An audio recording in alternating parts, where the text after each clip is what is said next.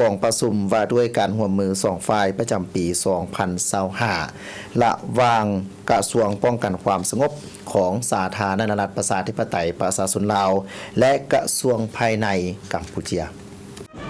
โดยตอบสนองตามคำเชิญของท่านพลเอกวิไลลาภคำฟองรองนายกรัฐมนตรีกระทรวงป้องกันความสงบแห่งสาธารณรัฐประชาธิปไตยประชาชนลาว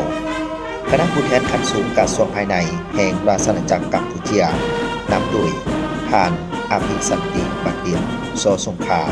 องนายกรัฐมนตรีกระทรวงภายในแห่งราชอาณาจักรกัมพูชาพร้อมด้วยคณะผู้แทนขั้นสูงได้เดินทางมาเยี่ยมยาม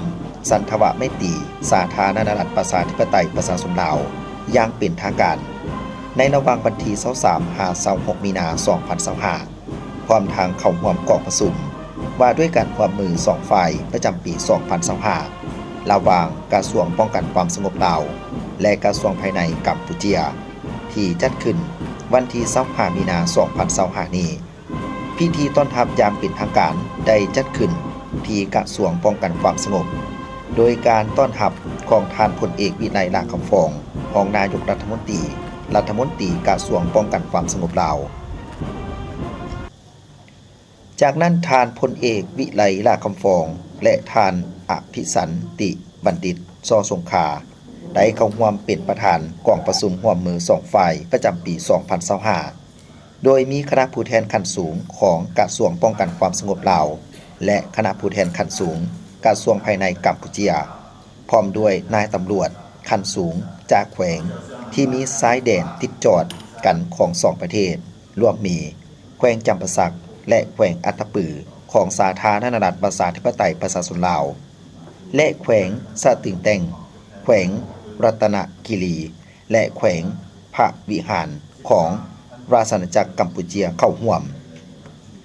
ในกองประชุมทั้ง2ฝ่ายได้แสดงความย่องยอสมเสยต่อการร่วมมือที่ดี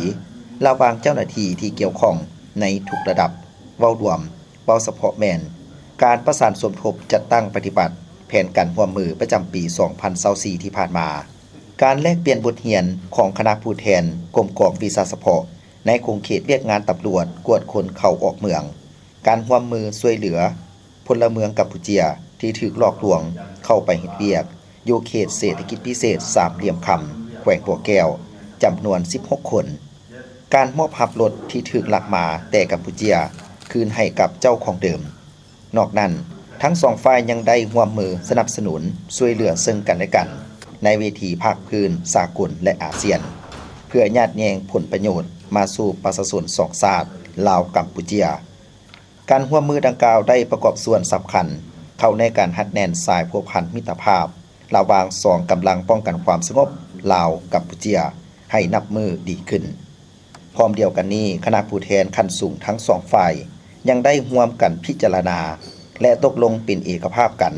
รับร้องเอาแผนการต่างๆที่ทั้ง2กระทรวงจะสืบต่อร่วมมือกันจัดตั้งปฏิบัติเวียกงานป้องกันความสงบรอบด้านในปี 2025ดังนี้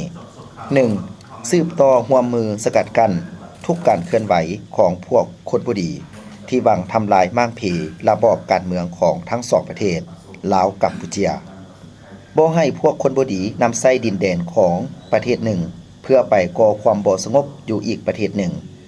2. เพิ่มทวีการแลกเปลี่ยนข้อมูลข่าวสารที่พัวพันถึงความบ่สงบและความเป็นระเบียบเรียบร้อยตามบริเวณชายแดนเป็นต้นแม่นข้อมูลที่พัวพันถึงการค้าขายยาเสพติดการค้าขายอาวุธศึกการฆ่ามนุษย์การลักลอบค้าขายเถื่อนการลักลอบตัดขนส่งไม้เถื่อนรวมทั้งการเคลื่อนไหวผิดกฎหมายอื่นๆ 3. สืบต่อเอาใจใส่พร้อมกันศึกษาอบรมพนักงานกำลังประกอบอาวุธและประชาชนที่ดำรงชีวิตอยู่บริเวณชายแดนลาวกัมพูชาให้รับรู้เข้าใจปฏิบัติกฎหมายและระเบียบการเข้าออกประเทศอย่างถูกต้องพร้อมกันแก้ไขปัญหาที่เกิดขึ้นตามชายแดนด้วยสันติวิธีสอดคล้องกับระเบียบหลักการสากลและกฎหมายภายในของแต่ละประเทศ 4. สืบต่อแลกเปลี่ยนการเยี่ยมยามและเฮ็ดเวียกของคณะผู้แทนระหว่างกรมกองวีซ่าเฉพาะของ2กระทรวงที่เห็นว่ามีความจำเป็นเพื่อแลกเปลี่ยนทอดถอนบทเรียนนำกัน ตามบทบันทึกร่วมมือที่2กระทรวงลงนามร่วมกันในปีนี้ 5. สุกยู่เจ้าหน้าที่รับผิดชอบเวียกงานป้องกันสกัดกั้นและต้านยาเสพติดของ2ฝ่ายทั้งในระดับศูนย์กลางและท้องถิ่นให้มีการพบปะปรึกษาหารือและแลกเปลี่ยนข้อมูลข่าวสารด้านยาเสพติดนำกันให้เป็นปกติทั้งนี้ก็เพื่อสกัดกั้นและต้านการค้าขายยาเสพติดตามบริเวณชายแดนให้หมดไปเทื่อละก้าว 6. สุกยู่ให้มีการร่วมมือแลกเปลี่ยนบทเรียนประสบการณ์ข้อมูล